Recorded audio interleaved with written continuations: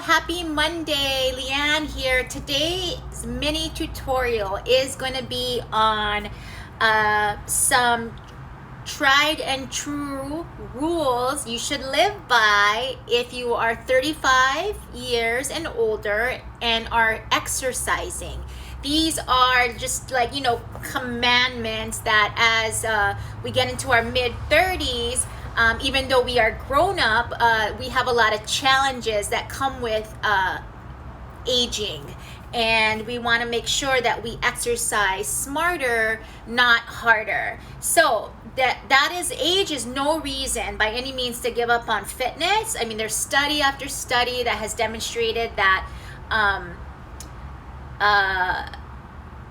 our bodies kind of work on a use it or lose it situation. So the key is consistency and working out through all the decades of your ages, whether you're in your 20s, you're in your 30s, you're in your 40s, your 50s, your 60s.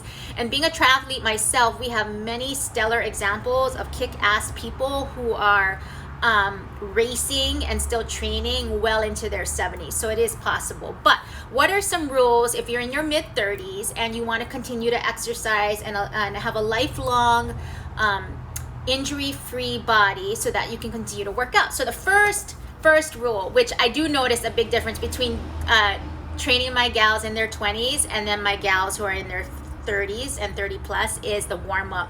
Every time I kind of tell them, do the warm up, my young gals are like, I don't want to do the warm up. Why am I wasting my time? This is so stupid. But golden rule number one for people exercising as you hit, it's a good rule for any age, but even more important as you hit your 30s and plus, is that you shall not skip the warm up. Okay. So as we age, our muscles and our tendons, they are less flexible, right? Because of just the aging process. And so when your muscle or tendon is less flexible, you have a higher incident of injury.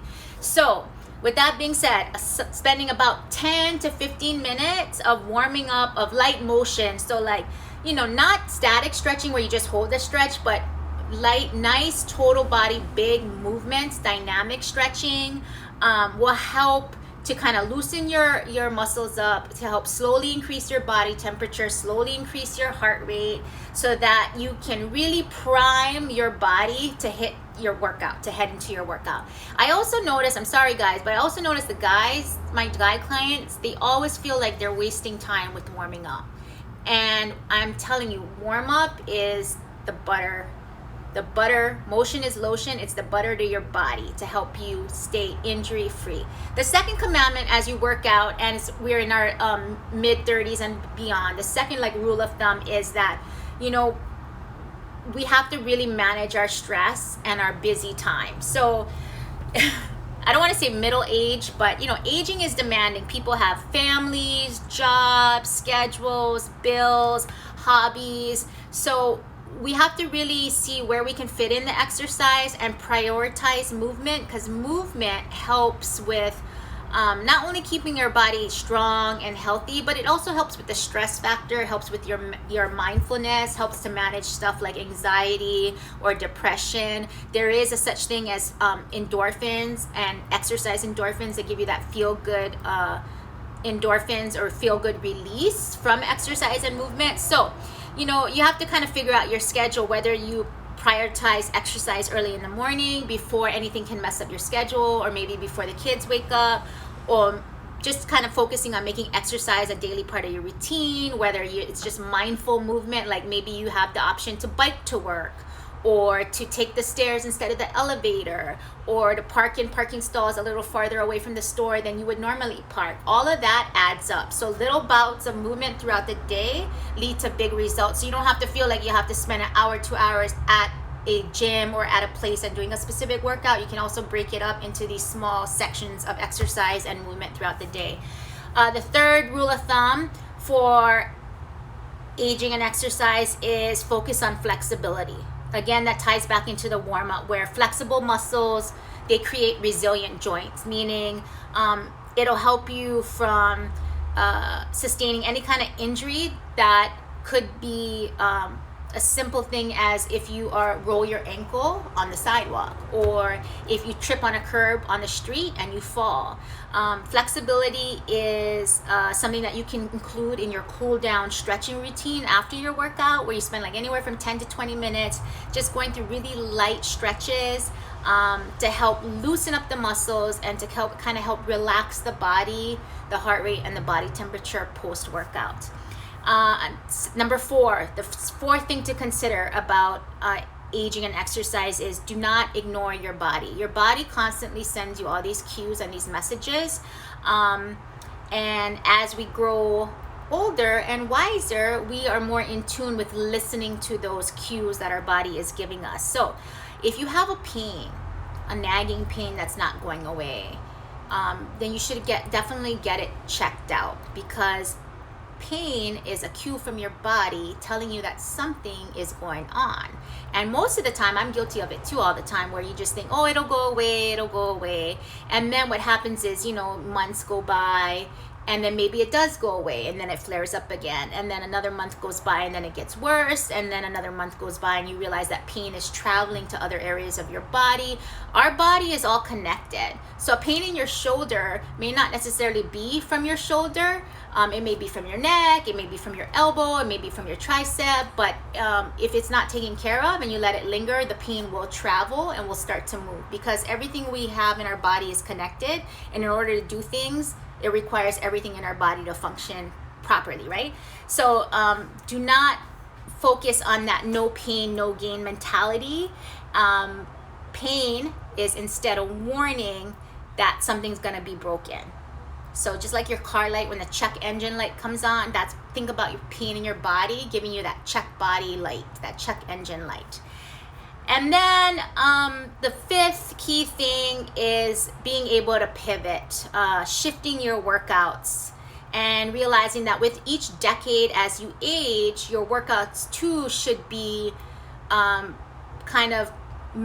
adapted to that age bracket that you're moving into. So for example, like maybe in your 20s, you got crazy workouts and you're always doing like 1 rep max, the heaviest bench press and max deadlift, and trying to like write down your weights and max it out and kind of like increase your strength every set. And, with cue the Rocky music playing in the background. Well, our cells in our body, they age as well. So maybe we don't necessarily see it on the outside, but inside, our cells, our muscles, our joints, our tendons, they all age together. So definitely they're not as flexible and as strong as when we were in our 20s or in our teens. So with that being said, as you are working out in your 30s and beyond, just know that you should include sections of your workout where you focus on, lighter weight, higher rep, or medium weight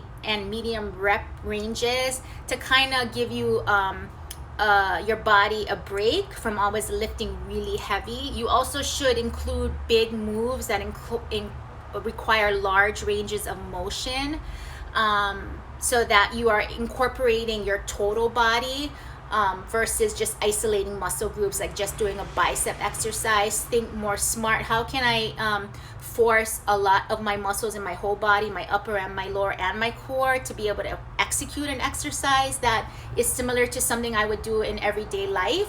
And so a couple of things that have come up, like kettlebells are a great way to mix up your routine that requires pretty much the total body, upper and lower, a lot of core stability, so it requires a lot of your abs in order to do the moves.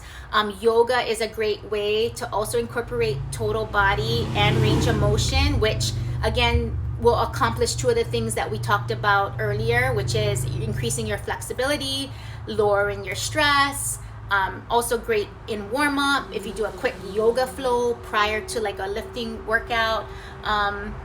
Barbell exercises are a great way, because working with a barbell, if you're experienced, also does require the total body. Whether you're doing a squat or a bench press, you're really using both upper and lower body to accomplish that exercise. Swimming is another great exercise that is total body, that is low impact, and that can be more restorative in nature versus more stress inducing, like in high intensity based interval or cardio class. And then also even certain martial arts, you know, a lot of my older clients like Tai Chi. That is something that they do on their off times in between doing strength and core with me. So I hope this was helpful, gang. Again, these were just like 5 quick key tips for exercising as we age. So talking about 30 plus, and it was just a way for you to get on your radar that my July lean muscle building program for women ages 30 plus will launch July 6th. I'm enrolling folks now. I'm limiting it to about 10 ladies. We currently have 7 ladies in our June group, and we're in our last week, and they're doing great. So if you have more questions, just let me know. Hello, everybody. I see Luana and Kim and Andy. Thanks for like listening to me gab. But have a great week, gang. Stay safe. It's a beautiful day. If you have a burning food or fitness question, can you please message it to me? I'm also taking more questions. For every Friday, I'm doing an FAQ on food and fitness. And so whatever it is, whatever you think you want to ask, I'll be happy to tackle that on Friday during my live. All right, thanks guys, bye.